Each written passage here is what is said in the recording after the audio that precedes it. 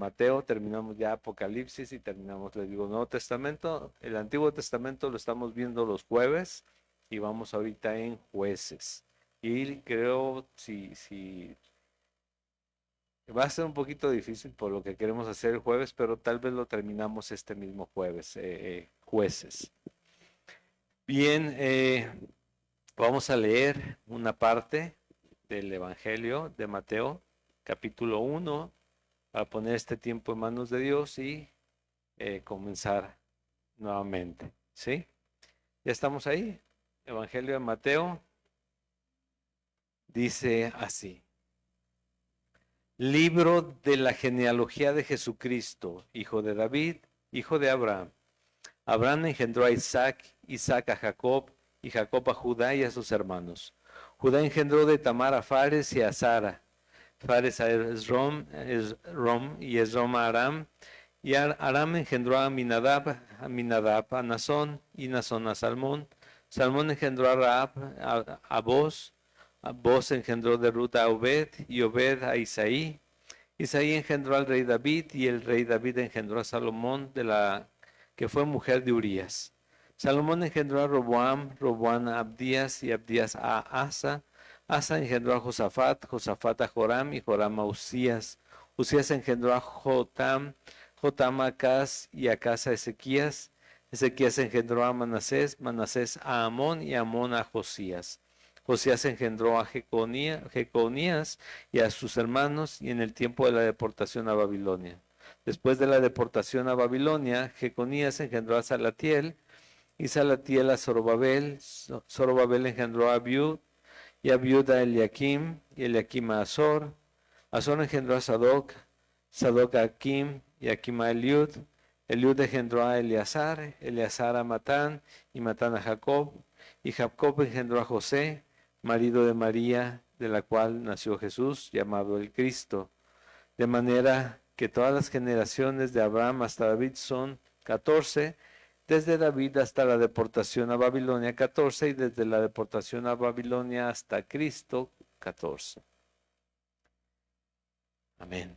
Vamos a orar. Dios, Padre eterno y bueno, te doy gracias, Señor, nuevamente por permitirnos volver a comenzar, Señor, eh, el Nuevo Testamento, y comenzar, Señor, por uno de los evangelios que nos habla de ti, que nos afirma en ti, Señor, que nos muestra quién eres, Señor, y Señor, quién eres para nosotros ahora que te recordamos y que ponemos nuestra fe en ti, Señor.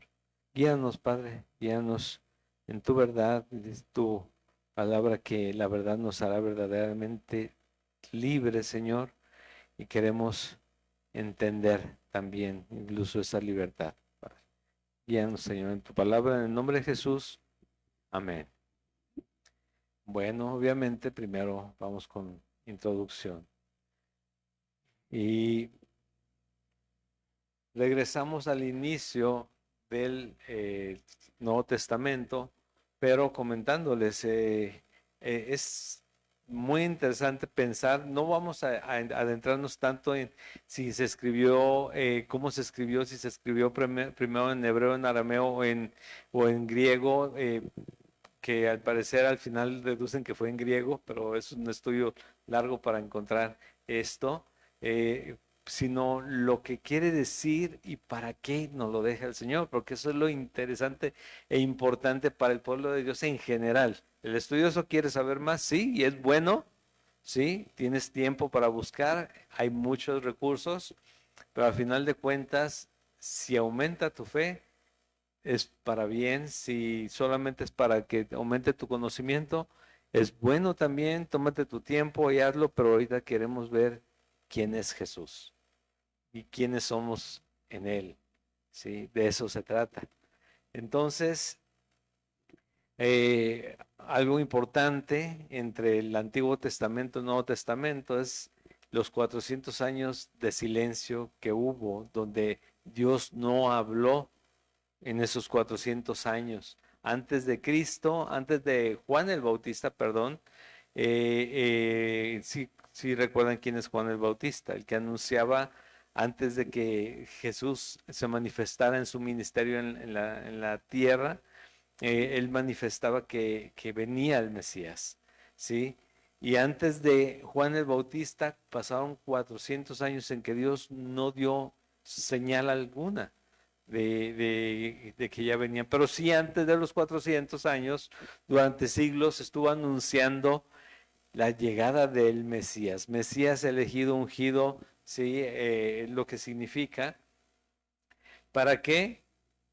Bueno, el pueblo de Israel siempre esperaba redención, pero una redención muy en la carne, muy carnal, muy del mundo. Esto es liberar al pueblo de Israel de la opresión de los demás pueblos, porque eres el pueblo elegido de Dios, ¿sí? Y entonces ellos esperaban al libertador. Sí, ellos esperaban como lo vimos en el antiguo, digo, perdón, como lo vimos en Apocalipsis, ¿no?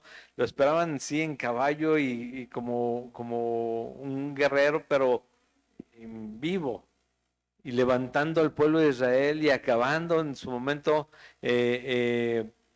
con los asirios que estaban dominándolos, pero también después con los griegos que también fueron imperio y los dominaron, y finalmente con los romanos, que es donde se manifiesta Jesucristo. Y están esperándolo porque Dios lo anunció. Pero los ojos del ser humano son tan, o sea, puedes tener la mejor vista y de todos modos es muy corta para lo que Dios quiere mostrar siempre. Vemos con los ojos carnales y no vemos la eternidad, ni siquiera es más, nuestra mente no la imagina como es, se da una idea de lo que puede hacer la eternidad, donde no hay fin, principio ni fin, ¿sí? Pero no lo podemos ver realmente, no podemos medir, no podemos contemplar tal cual, por eso muchas veces nos quedamos con el tema de que, bueno, método científico que me enseñaron y hasta aunque no me lo hayan enseñado, si lo puedo ver, tocar y oler, existe y si no, no existe. ¿O no? Sin embargo, Dios se manifestó muchas veces en el Antiguo Testamento de muchas maneras a través de los profetas. ¿Y qué pasaba con los profetas? Los profetas no eran bien recibidos, como hoy las iglesias que predican lo que dice la Biblia, lo que dice la Biblia tal cual, no partes de la Biblia, no solamente lo bonito, sino lo que dice la Biblia, no son tan bien vistas por la mayoría, sino los vemos y tal vez si se pudiera harían lo que mismo que hacían con los profetas, que predicaban palabra de Dios que no era para halagar al rey y al pueblo en ese tiempo, sino para llamarlos a arrepentimiento por lo que habían hecho, abandonar la fe en Dios, abandonar el camino que los llevaba a mantenerse seguros en Él, porque si no podían ser destruidos. Entonces lo que hacían era destruir al enviado, ¿sí?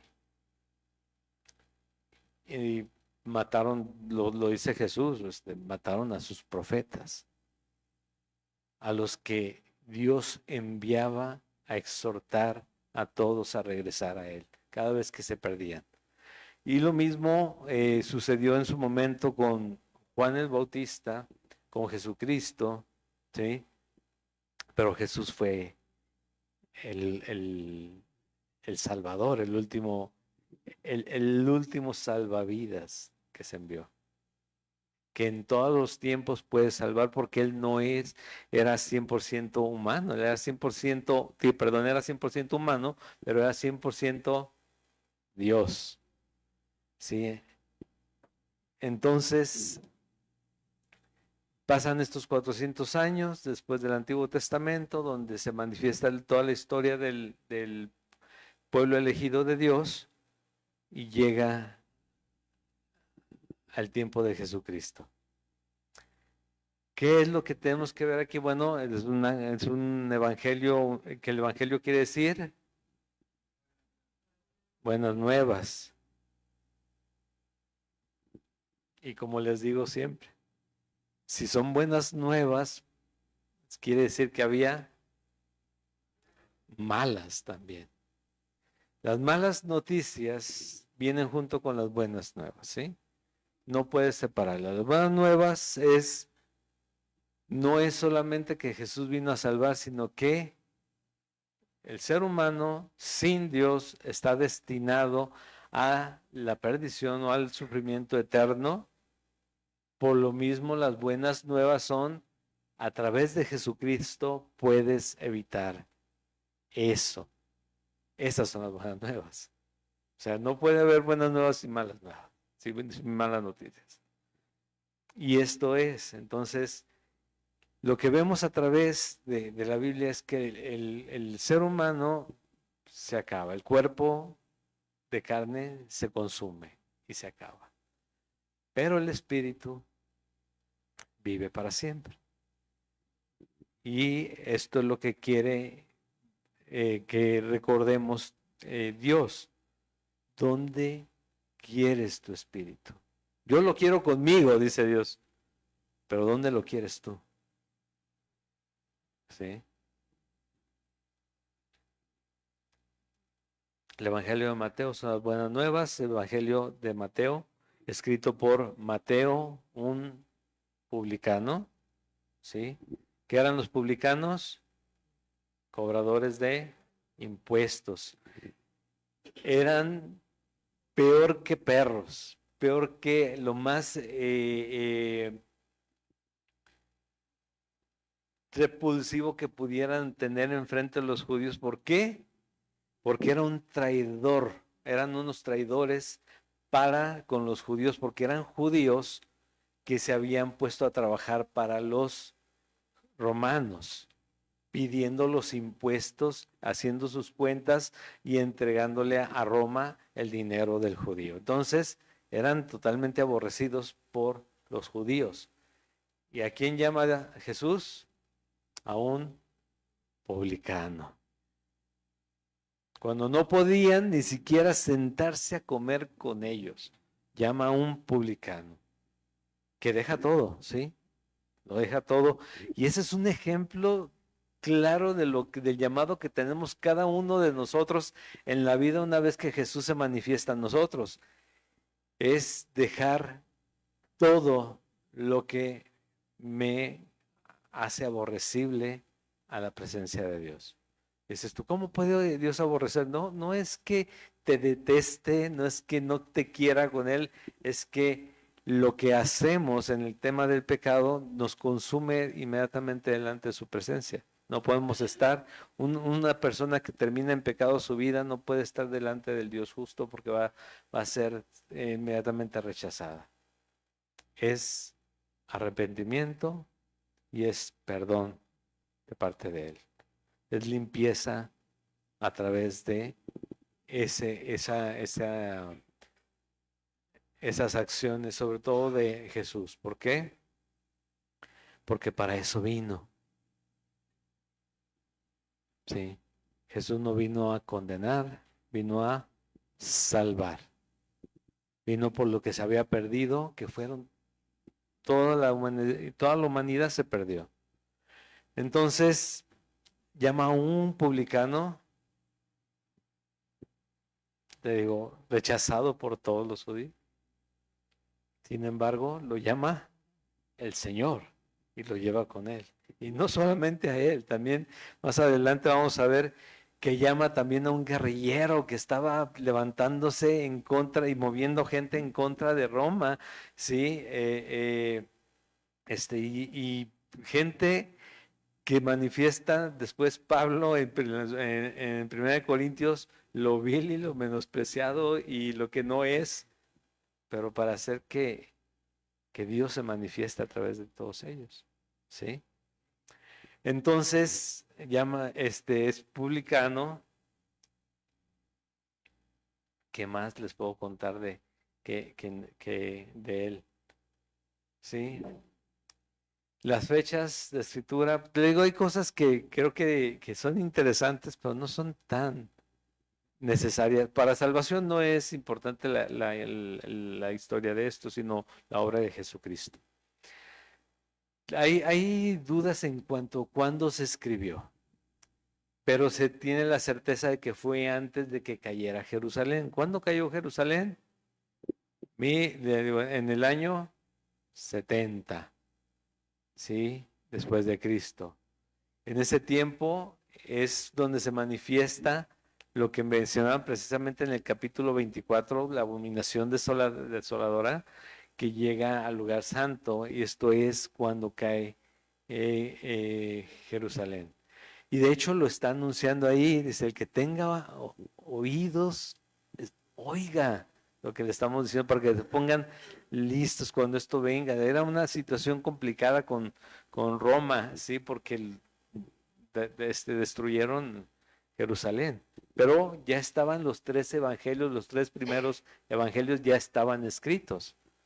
Entonces se cree que fue antes, obviamente, porque ya estaban los evangelios, pero antes del 60, pero entre el 37, o sea, 4 a 7 años después de la muerte de Jesús y el año 60. Más o menos en los 50, porque tenía una finalidad. Tenía una finalidad que hicieran este evangelio. Necesitaban dar a conocer la obra de Jesucristo rápidamente. ¿Y por qué en ese tiempo estaba más que nada la tradición verbal? Todo lo que habían visto y oído y tocado y palpado con sus manos, dijo Juan en la primera carta de Juan, era lo que estaban anunciando y necesitaban compilarlo y decir, aquí está, esto es lo que Jesús hizo y lo que se vivió con él. Aquí está. Entonces necesitaban llegar a los judíos. Era primeramente que era para ellos. De hecho, lo manifiesta también Pablo en la carta a los romanos. Primeramente a los judíos, después los gentiles. Jesús vino a salvar a todos los que en él crean. Amén. A todos los que en él crean. Pero la intención era llegar a los judíos. Por eso forman el Evangelio, lo hace Mateo. Hay quien también, hay varios que han estudiado todo esto que dicen, bueno, entonces en Mateo se basó Marcos, porque hay varios puntos, temas que toca Marcos, pero Lucas se basó en Marcos y Mateo, porque es el tercer evangelio. El Juan es un tanto diferente a los otros 3, ¿sí? Los 3 primeros se les llama sinópticos porque tienen muchos puntos en común.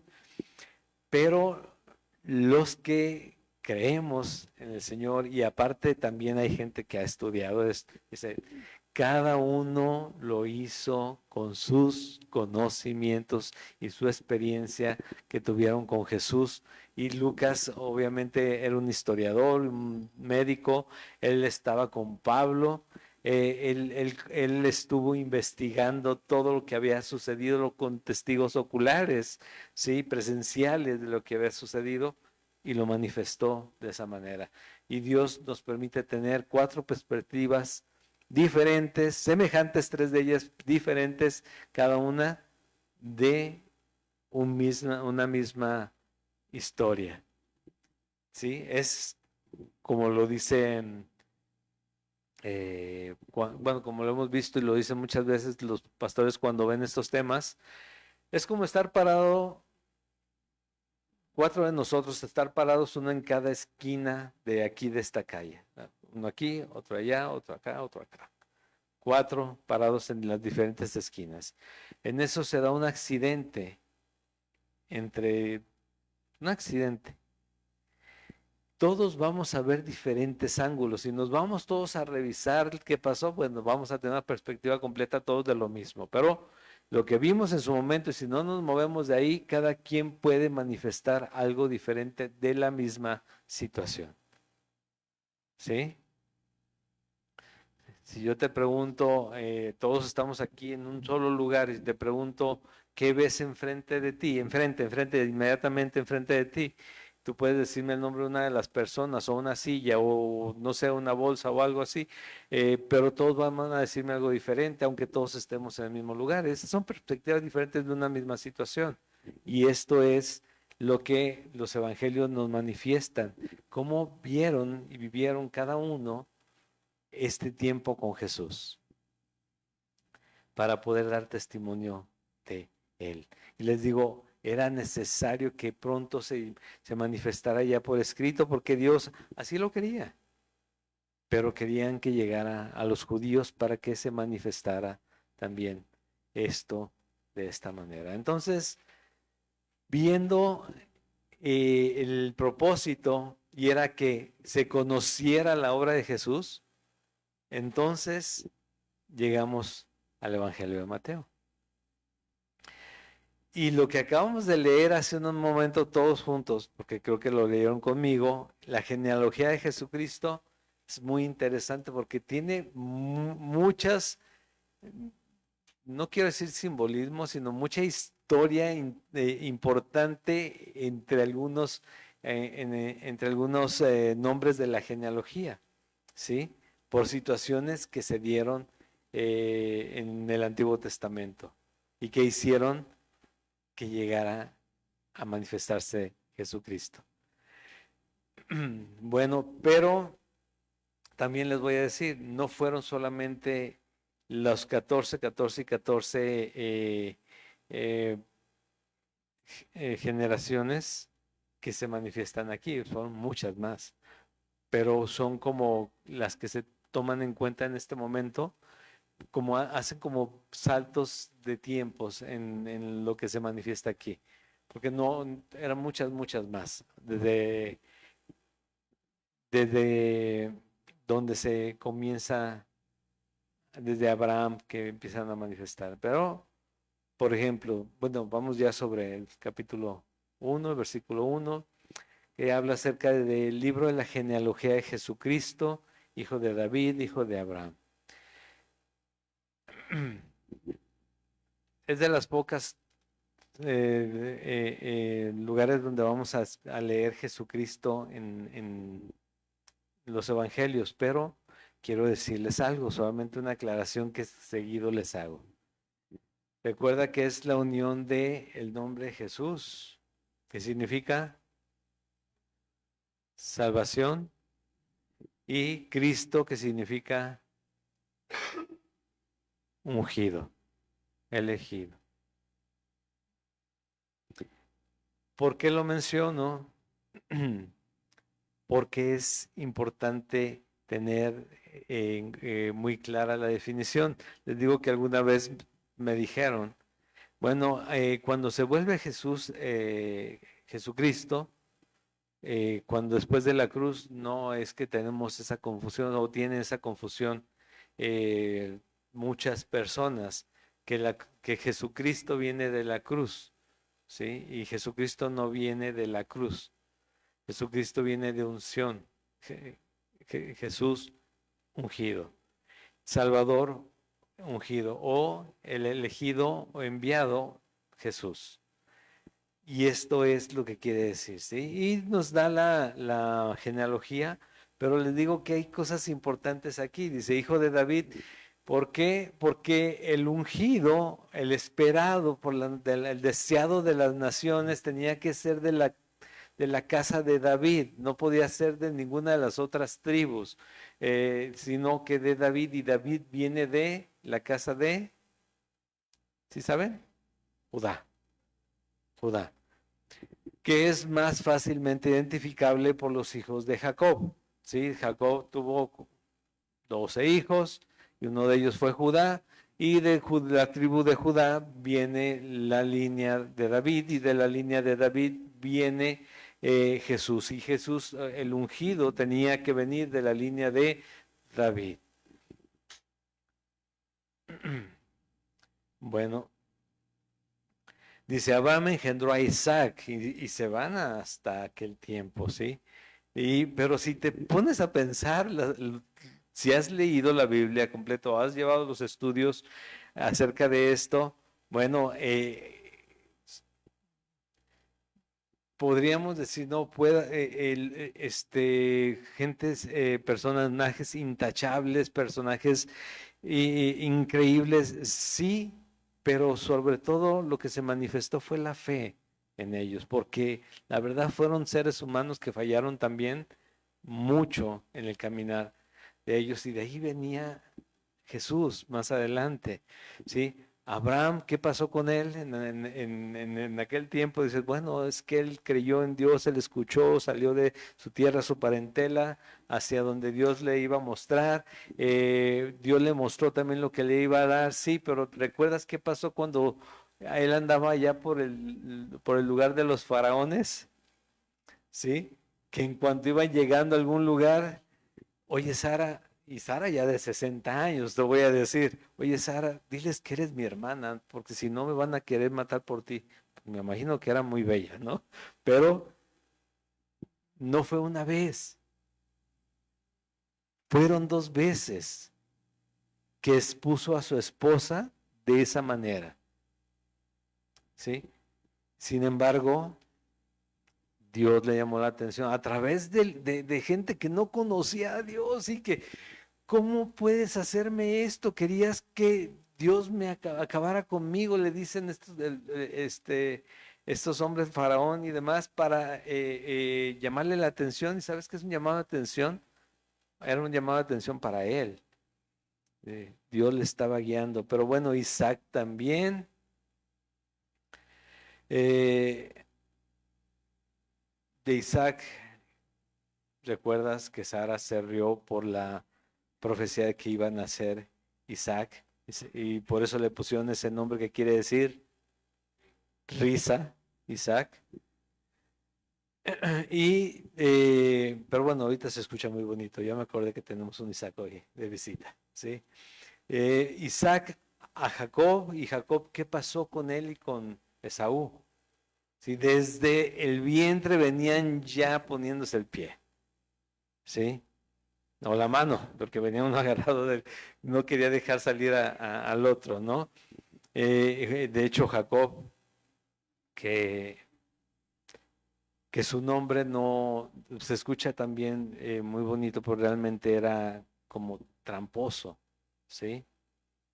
Usurpador.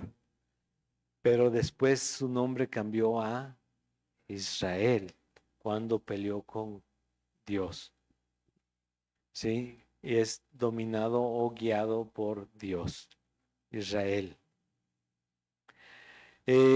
O sea, historia que podemos ir viendo a través de las genealogías, ¿no? Y de ahí podemos seguir adelante con todos, pero dice Jacob bueno, Jacob engendró a 12 hijos, entre ellos Judá y a sus hermanos.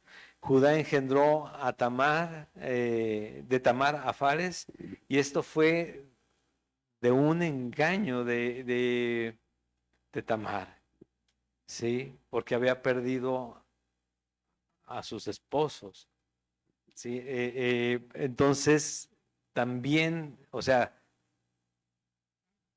la carne sigue siendo carne siempre hasta el día que estemos en su presencia. Vamos a estar fallando, pero Dios puede tocar y limpiar a cualquiera que se arrepienta, a cualquiera que se arrepienta. Pero recuerda esto, es arrepentimiento, no, ¿recuerdan? No remordimiento. Una cosa es sentirse mal por lo que hacemos y seguirlo haciendo, remordimiento, y otra cosa es arrepentimiento que nos lleva a una transformación de la dirección en la que vamos.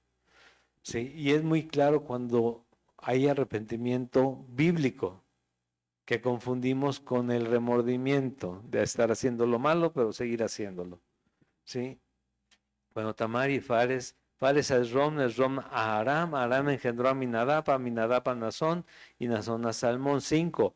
Salmón engendró a Rahab, de Rahab a Boz. Y aquí hay un tema con Rahab, porque se cree que fue la mujer eh, que libró a los espías, pero hay muchos años de diferencia y tal vez no fue la misma, pero se cree que fue aquella mujer que tenía una una forma de ganarse la vida sí, eso, como no convencional o de ¿cómo se le llama? La labor más antigua del mundo, dicen así. Ajá, pero es probable que no sea la misma. Pero Rahab a Boz engendró a Ruth, de Ruth a Obed, y Ruth no era judía tampoco, no era hebrea. Sin embargo, aquí viene la línea, ¿sí? Y es nuevamente importante entender que Dios hace lo que quiere con quien quiere, pero en este caso, para que Jesús lo vieran, Jesús era Dios, lo vieran como quien era, como lo reconocieran todas las señales de la venida del Mesías, tenía que ser de la línea de David. Bueno, de Ruth a Obed y Obed a Isaí.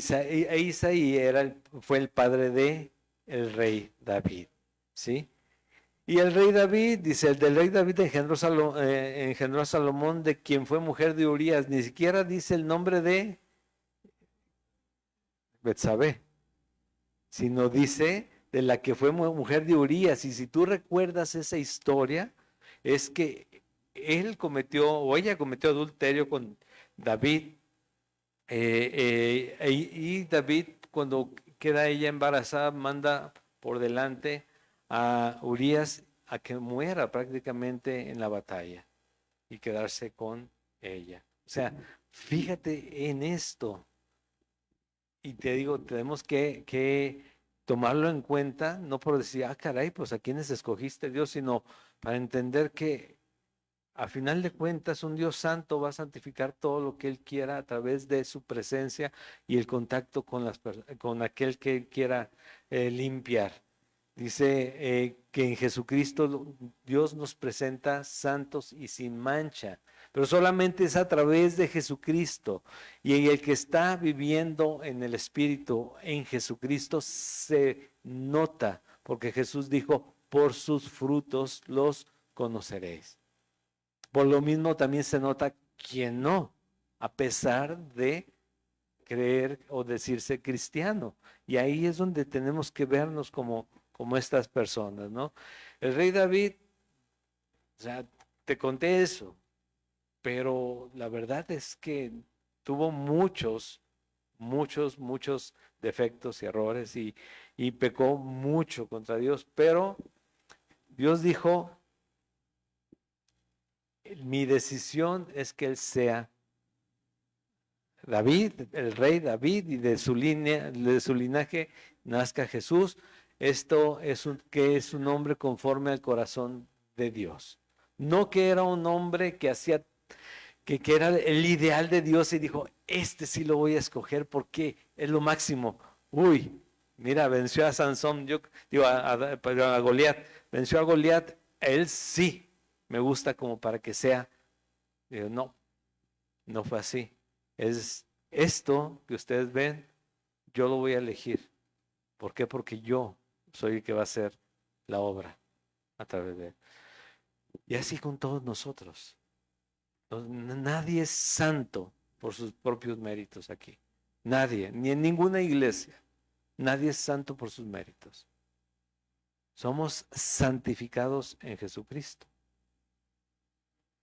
Somos santos de acuerdo al corazón de Dios, porque Él quiso que fuéramos santos en Él.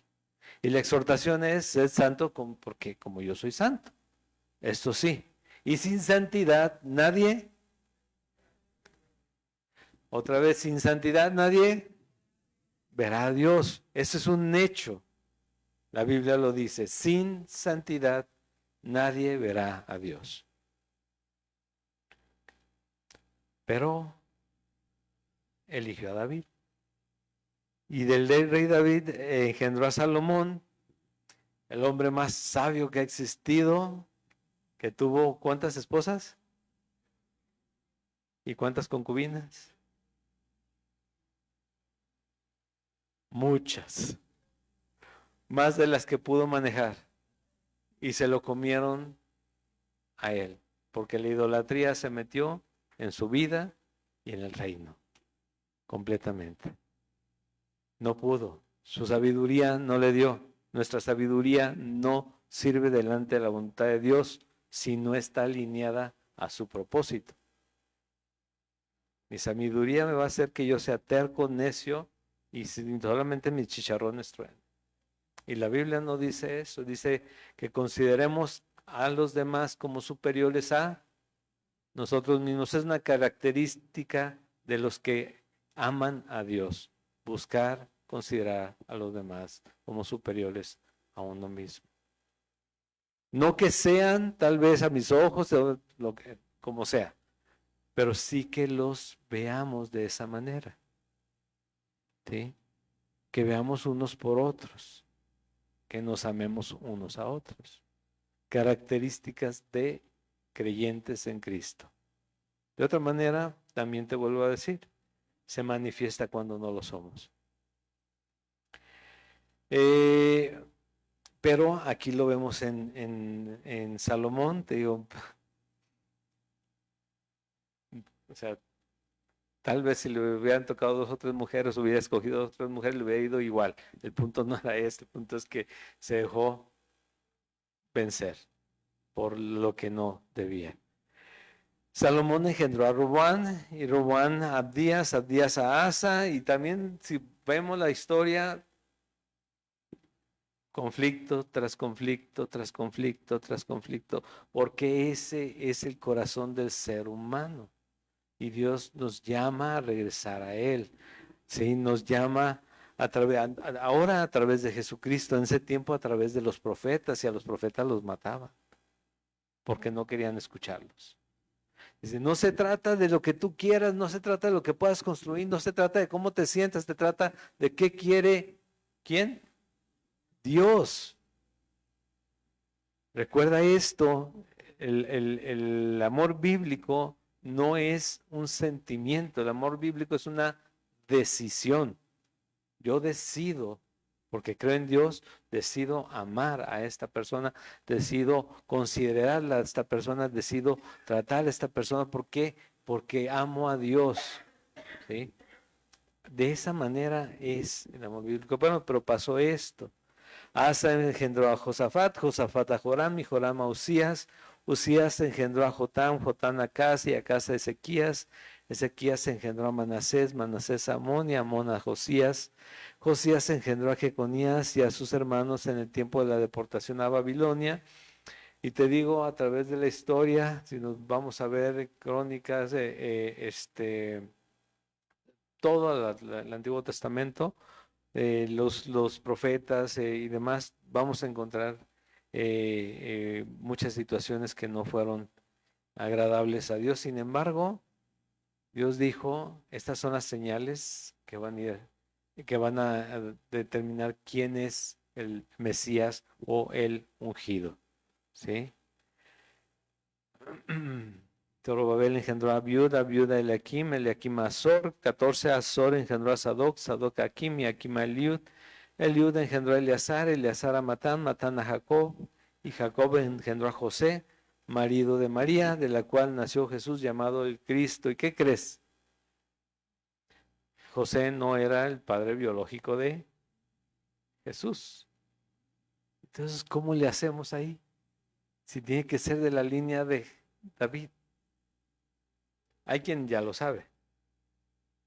¿Cómo le hacemos para arreglar esto? Porque el Mesías verdadero, porque incluso el mismo Jesús después, en el capítulo 24 de Mateo, anuncia que vendrán muchos Cristos.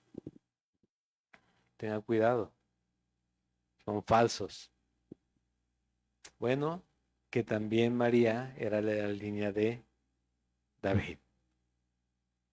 Y sí, Jesús sí era de la carne de María.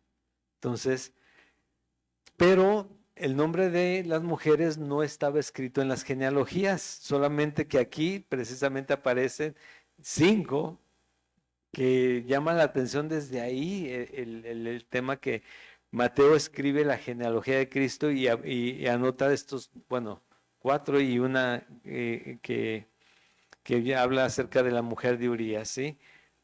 Sin embargo, las menciona.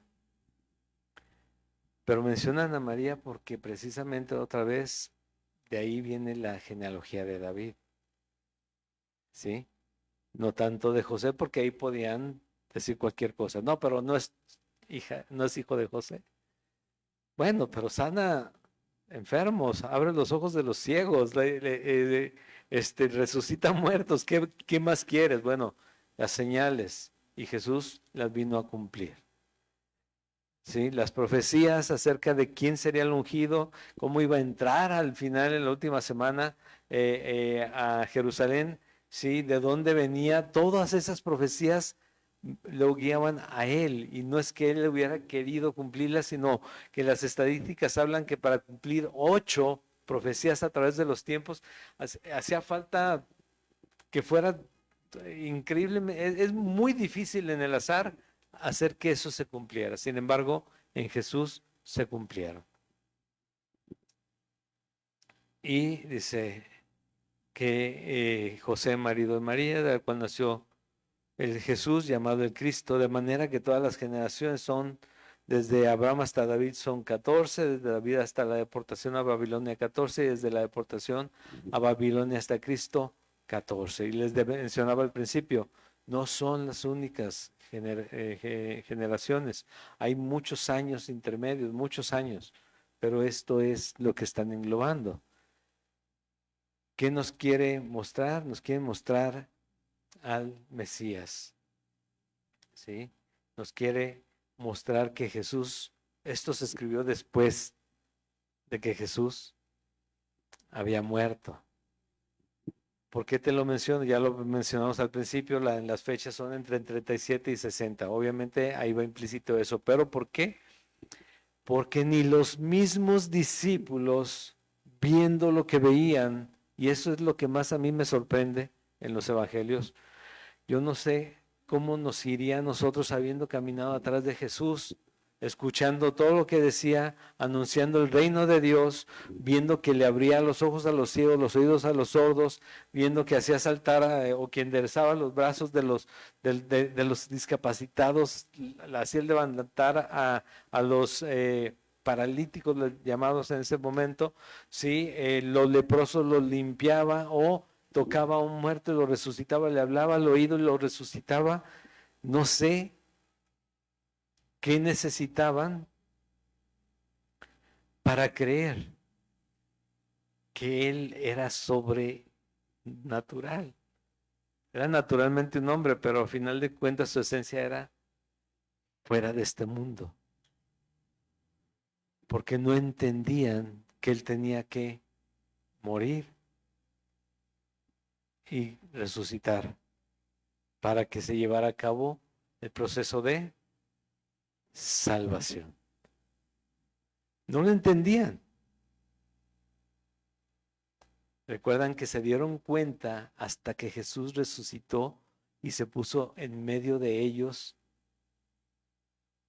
donde estaban escondidos, con temor de que los capturaran a ellos también. Y llega y dice, tengo hambre. Ah, caray, si está vivo no es un fantasma. Todo eso es importante notarlo, ¿sí? Lo hacen notar todo precisamente porque necesitamos conocer quién es Jesús. No quién fue, quién es Jesús. Y venimos al punto del nacimiento, porque quiero terminar el capítulo. Dije que queremos terminarlo en 5 años esta vez, ¿no? Entonces tenemos que ver el capítulo completo para poderlo terminar, porque nos podemos pasar con más temas aquí. Viene el tema del nacimiento, el nacimiento de Jesús. Y esto, aquí empiezan las cosas todavía más impactantes ya de la situación en ese momento en vida, ¿no? Lo que sucedió. Bueno, ya les conté lo que pasó en toda la descendencia, en 1200 años. Pero, ¿qué pasó en los últimos 35, 37 o 40 años? En el tiempo que Jesús vivió, ¿sí? 33 años. El nacimiento de Jesucristo fue así. Estando desposada María, su madre, con José, antes que se juntasen, se halló que había concebido del Espíritu Santo. José, su marido, como era justo, no quería infamarla, quiso dejarla secretamente. ¿Qué es todo esto? También es importante, también tiene muchas cosas que ver. Primero, estaba desposado. El desposado es como el compromiso ya de matrimonio. Sin embargo, aún no vivían juntos, pero ya prácticamente estaba el contrato hecho. Así que la única forma de dejarla, como para no perjudicarla o no exponerla a la muerte, porque eso era el resultado que podría haber sido si la deja solamente y ya se va por el hecho de que estaba embarazada, eh, tenía que darle carta de divorcio. Y es ahí donde dice, como era justo, no quería infamarla, quiso dejarla secretamente, dándole carta de divorcio y dejarla ya de alguna manera protegida para que no la mataran. Porque el castigo de la mujer de la mujer que cometió adulterio porque él ya estaba desposada, era la muerte. ¿Recuerdas aquella mujer capturada o no capturada, encontrada en el acto del adulterio que le llevaron a Jesús a sus pies? Bueno, esta era la consecuencia. Sí, y él con todo y que dice, pues no es mío, pero no quiero que le pase esto, porque fíjate el carácter de cada uno, ¿no? Primero María está embarazada y ella sabe cuál es la consecuencia, y José también. Sin embargo, Dios, de nuevo, sabe a quién elige y sabe cómo guiarles a cada uno, ¿sí? Si se someten y sujetan a su voluntad. Porque, ¿saben qué? En este tiempo, ¿sí han escuchado del sobrepensar o en inglés overthinking? Tenemos tan pocas ocupaciones ya, porque antes era trabajar, salir a jugar los chavitos jugando fútbol desde las 5 de la tarde hasta las 10, 11 de la noche. ¿Qué overthinking ni nada? Todo el tiempo era gastar energía. Y se enfocaban en lo que se tenían que enfocar las personas, y ahora no. Bueno, imagínate todo lo que puede venir en la cabeza en esas situaciones. Necesitamos enfocarnos en Jesucristo. Ahorita sobrepensamos las cosas y no le damos el poder suficiente en nuestra mente al Jesús que conocemos, al que venció la muerte y está sentado a la diestra del Padre. Y lo manifestamos todo casi en, sí, creo en Dios, pero yo tengo que, no, crees en Dios, déjale todo a Él. Cree en Jesucristo, hazlo todo en su nombre y Él te va a guiar. Te va a dar la sabiduría, te va a abrir las puertas, vas a ver más claramente el propósito y la dirección que Él te da. Y también cuando las cosas no van bien, vas a aprender a confiar y a descansar en Él. Sin embargo, si no lo hacemos de esa manera, todo es contra mí, todo es por mí, todo. Y en mis fuerzas, yo no puedo, de verdad. Yo me harto, me canso y me voy y me desaparezco y ya. En el poder de Dios, Él es el que hace las cosas. Cuando soy débil, entonces soy fuerte porque su poder se manifiesta en el creyente. Ojo. Y pensando él en esto, he aquí en el 20, un ángel del Señor le apareció en sueños y le dijo, José, hijo de David, no temas recibir a María tu mujer, porque lo que en ella es engendrado del Espíritu Santo es. Y esta es una llamada de atención. Primero, son personas piadosas los dos. O sea, saben quién es Dios y saben quién es el Espíritu Santo. Y aparte que se te aparezca un ángel, o sea, pues podría ser cualquier hombre. Ah, entonces no viste Apocalipsis. Porque si ves Apocalipsis vas a darte cuenta que un ángel no es cualquier persona. ¿Sí? Un ángel es un o sea, a nuestros ojos y con todo el respeto, podría ser más bien visto como un monstruo, un ángel, delante de nosotros. Sin embargo, si aparece y te lleva a recordarte lo que Dios está haciendo, es un ángel. Si te quiere apartar de lo que Dios quiere hacer, pues aunque se aparezca como un ángel de luz, es un demonio, es Satanás de hecho. ¿Recuerda? Satanás se disfraza de ángel de luz.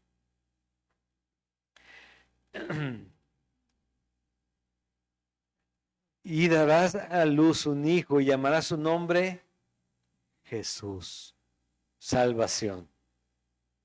Porque él salvará a su pueblo de sus pecados. Y no era un nombre único, sí era un nombre común, pero en este caso es Jesús el verdadero Salvador. Todo esto aconteció para que se cumpliese lo dicho por el Señor por medio del profeta cuando dijo, he aquí una virgen concebirá, dará a luz un hijo y llamará su nombre Emmanuel, que traducido es Dios con nosotros. Isaías 7:14. ¿Sí? Isaías 7:14. Es Emmanuel, es Dios con nosotros. Cada vez que veas un nombre que termina con él en la Biblia, él quiere decir Dios. ¿Sí? Manuel, Dios con nosotros. Y despertando José del sueño, hizo como el ángel del Señor le había mandado y recibió a su mujer, pero no la conoció hasta que dio a luz a su hijo primogénito y le puso por nombre Jesús. La respetó y la cuidó hasta que nació Jesús. No la conoció hasta que dio a luz a su hijo primogénito. ¿Esto qué quiere decir? Que sí la conoció. Sí. Entonces por fin se vieron. No, no, la conoció, era tener relaciones ya sexuales, ¿sí? Tener ya relación íntima. Eso era conocerse. Hasta que nació Jesús y le puso por nombre, digo, hasta que se le nació el primogénito y le puso por nombre Jesús. Ahora, su primogénito, no el de Dios, dice su primogénito, su primer nacido, porque tuvo más hijos María. De ahí también otro tema, ¿sí? ¿Por qué es importante? ¿Por qué? Porque nuestra mente está hecha un chilaquil completo, o sea, todo revuelto. Tenemos ideas de un lado, ideas de otro, tenemos, y bueno, a los que no leen la Biblia, ¿sí? A los que no leen la Biblia. Pero bueno, aquí está la llegada de Jesús, el anuncio de Jesús y la llegada de Jesús al mundo, de Jesús, salvación. Ese es su nombre. Y su acción, la acción que él vino a hacer fue precisamente la salvación. ¿Sí? Está llegando el Mesías, está llegando el esperado, el anunciado por Dios, al que esperaban que llegara con espada a liberar a Israel y hacerla una gran nación. Vino no solamente a liberar a Israel, vino a liberar a todo aquel que cree en él, ¿sí? Para vida eterna, no solamente para que el promedio de vida en ese tiempo no era tan largo como ahorita, para que las personas que vivían ahí no solamente pasaran sus 30, 40, 50, 80 años, algunos libres en Israel, sino que fueran eternamente libres en Cristo. Para eso nos llamó a nosotros, para salvarnos. Su nombre es salvación. Vino a salvar. Si tú no crees que necesitas ser salvado, pues no necesitas ser salvado por Él. Todos necesitamos, según Dios, todos. Pero si tú no necesitas ser salvado, yo sí necesito ser salvado. Mis obras delante de Él no han sido buenas, pero Él me ha perdonado. No sé tú, pero de eso se trata. ¿Sí? Dijo Jesús, El que cree en mí, ¿sí?, no morirá eternamente. Al que cree en mí yo le doy vida eterna. Una buena vida, una vida sin problemas, una vida excelente. Vete a otra iglesia donde sí te digan eso. El problema es que no va a pasar lo que te digan, pero puedes irte a otra iglesia donde sí te digan eso. Aquí lo que vamos a decirte es lo que dice la Biblia. Y este mundo, yo quisiera que fuera de puro gozo, pura, como dirían en Puerto Rico, pura vida. Pero la verdad es que es un mundo caído. Si tenemos muchas oportunidades de disfrutarlo, gozarnos aquí, también es gracias a Dios, porque la verdad es un mundo caído.